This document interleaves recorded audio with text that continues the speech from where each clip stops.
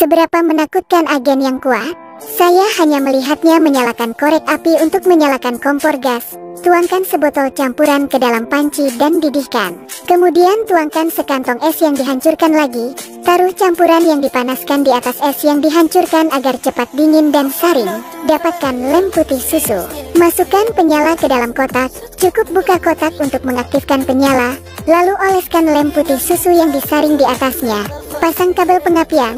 Letakkan penyekat di atas. Bawa kotak yang dikirim ke orang tua. Orang tua itu membuka kotak itu. Namanya Wike. Bagian luar jasnya sangat elegan, sangat temperamental, tetapi yang terbaik adalah tidak menyentuhnya, karena Anda tidak memperhatikan punggungnya. Wike pernah menjadi agen top badan intelijen. Setelah istrinya meninggal, untuk merawat putrinya, dia mengundurkan diri. Datang untuk bekerja di Departemen Keamanan sebuah perusahaan multinasional. Ia dulunya adalah agen khusus, mengandalkan keahliannya untuk memecahkan ponsel pintar di pasar dengan mudah. Tidak peduli seberapa rumit kunci biometriknya, dia hanya perlu mengumpulkan semua 50 gambar pupil, lalu mengambil sampel khusus untuk berhasil memecahkannya. Di bawah bimbingan Wike, yang membuat terobosan besar di Departemen Keamanan, dia meminta ketua tim untuk pulang kerja lebih awal, karena hari ini putrinya harus naik ke podium untuk menerima hadiah. Dia tidak mau ketinggalan, tapi pemimpin melakukannya. Ditolak secara tidak sengaja. Pada saat dia pulang kerja, bergegas ke sekolah, upacara penghargaan selesai. Gadis itu sangat marah. Dia mengeluarkan sekotak kue untuk meminta maaf padanya. Tak disangka putrinya alergi kue kacang. Dia langsung membawanya ke rumah sakit. Dia sendiri tidur di sofa rumah sakit. Ketika dia bangun, itu sudah keesokan harinya. Baru-baru ini, sebuah paket dikirim ke perusahaan. Jadi dia membawa putrinya ke perusahaan. Ketika dia mendorong pintu terbuka, dia linglung. Perusahaan itu masih sangat sibuk kemarin. Hari ini tidak ada seorang pun. Dia memutar nomor perusahaan dan menemukan bahwa nomor itu tidak ada. Jadi dia berlari ke markas untuk bertanya. Orang yang bertanggung jawab memberitahunya. Perusahaan kami tidak memiliki departemen keamanan atau kantor cabang seperti yang Anda katakan. Wike juga ingin mendapatkan nomor email untuk membuktikannya. Akibatnya, semua data yang relevan telah dihapus. Ayah dan anak pergi ke bank untuk meminta tagihan. Staf mengatakan bahwa setelah rekeningnya dibuka, tidak ada uang yang masuk dan keluar. Tepat ketika dia tidak tahu harus berbuat apa, seorang rekannya menjadi panik dan mengatakan bahwa perusahaan itu telah menghilang, dan Wike juga mengatakan dia tidak tahu apa yang terjadi. Tiba-tiba, seorang rekan mengeluarkan pistol dan mengarahkannya ke Wike, mengancamnya untuk mengantar putrinya ke suatu tempat. Wike membenci kebanyakan orang yang menodongkan senjata ke kepalanya. Jadi dia menyuruh putrinya untuk mengencangkan sabuk pengaman dan menginjak gas. Mobil yang melaju kencang menabrak belut yang berbelok 2 kali dan jatuh. Wike merangkak keluar dan menabrak rekannya. Mencekiknya erat-erat, memaksanya untuk mengatakan siapa yang berada di belakang mengirimnya ke sini. Akibatnya, karena terlalu banyak kekuatan, rekannya meninggal. Pada dia Wike menemukan kunci, segalanya menjadi lebih rumit. Saat itulah polisi tiba. Putrinya juga ingin meminta bantuan polisi. Tetapi Wike merasa bahwa semuanya tidak sesederhana itu. Mungkin polisi tidak dapat membantu mereka. Jadi dia bergegas. Bawa putrimu melarikan diri. Kemudian ayah dan anak itu dicari di seluruh kota. Perusahaan ini sangat aneh. Kemarin berisik dan ramai, hari ini telah menghilang. Dan semua bukti keberadaan perusahaan telah hilang. Hapus semua. Bahkan rekan-rekan saya di perusahaan meninggal tiba-tiba tadi malam. Dan mereka semua adalah imigran gelap. Informasi identitas tidak dapat dibuktikan. Untungnya Wike ada di rumah sakit tadi malam, jadi baru saja melarikan diri. Wike menemukan bahwa kunci rekannya adalah kunci loker asuransi di stasiun. Jadi dia pergi ke stasiun untuk membuka loker asuransi itu. Di dalamnya ada sebuah file. Membukanya dan menemukan. Di dalamnya ada file pribadi rekan-rekan di perusahaan, termasuk foto putrinya yang diambil 4 bulan lalu.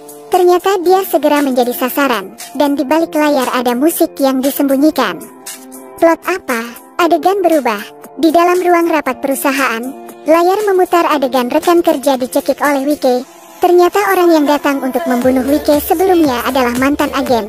Pria paruh baya itu mengira itu adalah Wike. Kesalahan, lakukan. Gadis itu mengatakan itu tidak mungkin.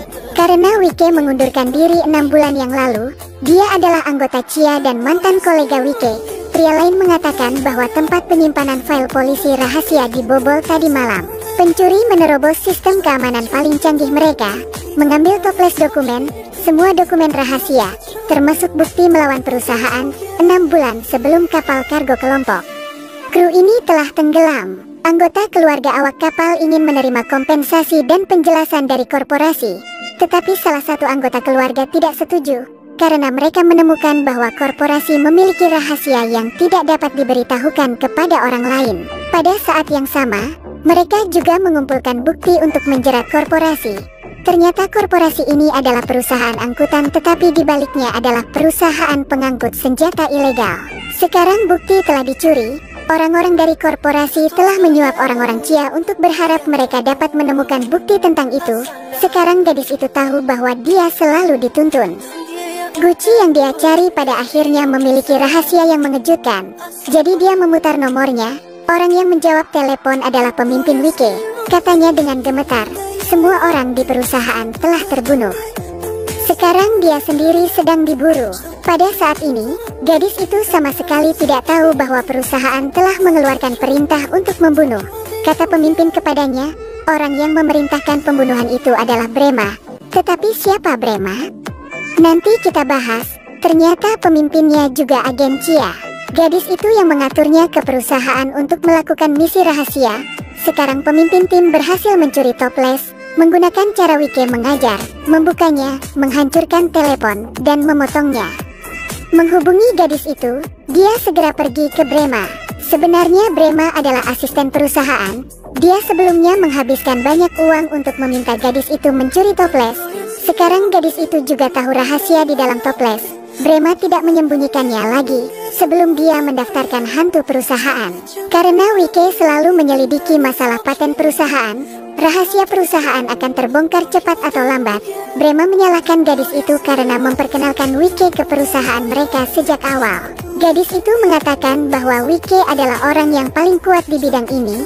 Ini juga karena untuk menyelesaikan tugas dengan cepat. Sekarang kunci kata sandi juga telah berhasil dipecahkan. Minta dia untuk menemukan pemimpin untuk mendapatkan toples kembali. Gadis itu memperingatkannya untuk tidak menyentuh Wike atau semua akan mendapat masalah. Dia bukan insinyur biasa, tetapi Brema tidak percaya padanya, karena dia telah mengirim agen lain untuk membunuh Wike. Wike memperhatikan bahwa ada kode paten di tangan seorang kolega wanita yang sudah meninggal. Jadi dia dengan cepat menuliskannya, mencobanya secara online. Paten itu milik seseorang bernama Marcos. Wike dulunya adalah agen khusus. Berkat keterampilan investigasinya yang cepat menemukan keberadaan Marcos, Wike pergi ke hotel dan menemukan Marcos di sebuah ruangan dan menjatuhkannya. Ternyata Marcos adalah pemimpin tim. Wike menggunakan pistol untuk memaksa pemimpin mengatakan siapa yang berada di belakang perintah. Dia menyuruh Wike untuk melarikan diri dan mengatakan dokumen itu ada di sofa. Saat ini gadis itu membawa bawahannya ke hotel. Putri Wike merasa ada yang tidak beres dan segera membunyikan alarm kebakaran untuk mengingatkan. Wike tahu situasinya sangat mendesak, tetapi pemimpin tim menolak untuk mengatakan apapun dan menarik pelatuk untuk bunuh diri. Perempuan terus berlari. Gadis itu memimpin kaki tangannya untuk mengejar. Kedua belah pihak berkelahi dengan sengit di tempat parkir. Gadis itu memanggil kaki tangannya untuk berhenti. Dengan keras berkata, berikan saja dokumennya. Dia akan membantunya menyelesaikan masalah. Tiba-tiba, Wike tiba-tiba muncul dan menangkap gadis itu. Melihat tas di tanah, suasana hati Wike hampir runtuh. Membukanya, itu bukan putrinya tetapi teman sekelasnya. Wike membuka toples, melihat dokumen di dalamnya. Seolah mengerti segalanya, berdasarkan dokumen di dalamnya, Wike menemukan bos perusahaan. Saat ini dia menerima wawancara. Wike mengambil kesempatan untuk menyelinap ke kerumunan, menjejali tangan bos dengan telepon. Kemudian cepat-cepat pergi, sekaligus menekan nomor, setuju untuk menggunakan bukti sebagai ganti putri. Lokasi transaksi adalah dermaga. Wike sudah memasang bom di bagian bawah kotak, lalu memasukkan barang bukti ke dalam kotak. Pergi ke dermaga dulu. Saat ini bos perusahaan juga membawa bawahannya ke sini. Wike sekali lagi menemuinya. Dia tidak membuang kata-kata dengannya lagi. Satu tangan terkirim, yang lain terkirim. Bos meminta bawahannya untuk membawanya keluar. Saat ini pacar putrinya mengendarai sepeda motor untuk membawa kotak itu. Wike menyuruh putri dan pacarnya untuk pergi ke bandara dulu dan membawa kotak itu ke bos perusahaan, yang membuka kotak itu sedikit untuk memastikan bahwa ada dokumen di dalamnya, lalu menutupnya, diikuti oleh Wike juga diambil. Asrama. Di dalam mobil, Wike mengeluarkan selembar kertas dan memberikannya kepada pengemudi, mengatakan bahwa dia telah meninggalkan dokumen. Pengemudi membawa kertas itu kepada bos. Asisten itu melihat dan mengangguk. Bos membuka kotak itu, mengakhiri permainan. Perang, tidak ada yang selamat. Dari awal hingga akhir, mengakhiri kejahatan keji, Wike bergegas ke bandara sebelum pesawat lepas landas. Putrinya memeluknya erat dan menangis. Film berakhir di sini, sampai jumpa.